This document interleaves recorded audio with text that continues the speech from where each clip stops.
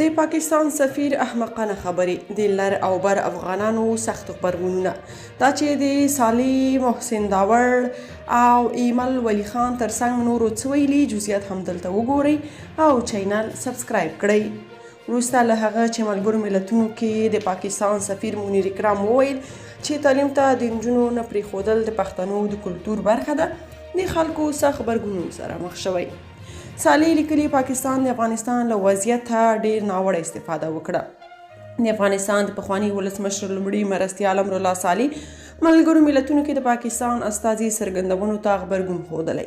نوموړي پاکستان په دې تورن کړ چې د افغانستان له حالاتو یې خورا ناوړه استفاده وکړه او د ایس آی تر څارنې لاندې مدرسو کې افغان هلکان چې اکثره پښتانه د عصریتوب او زده کړو خلاف وروزل. محسن داور لیکلي په دې هیواد کې پښتانه باید خپل ژوند له ترهګرو او د دوی له کلتور څخه وژغوري.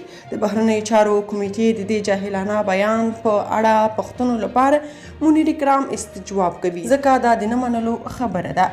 د ملالۍ یوسفزۍ پلار په خپله ټویټر پاڼه لیکلي تاسو لا پیدا نه وئ چې غازي امان الله خان په 1921 کې د نجونو ښوونځي پرانیستل.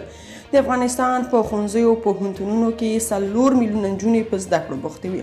په خیبر پښتونخوا کې د نجونو زرګونه ښوونځي او لسګونه پوهنتونونه شته.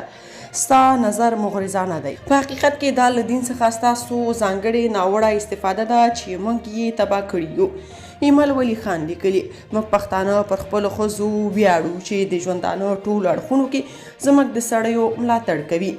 ایمل ولی خان لیکلي چې منیر اکرام ملګرو ملتونو کې د پاکستان استازولۍ لپاره له سره مناسب کس نه دی او د پاکستان له بهرنیو چارو وزیر بلاول بوټو زرداري غوښتي چې د هغه ګوښه کولو لپاره ګام واخلي. که تاسو په دې اړه څه نظر لرئ په کومنټ کې شریک او چینل سبسکرایب کړئ.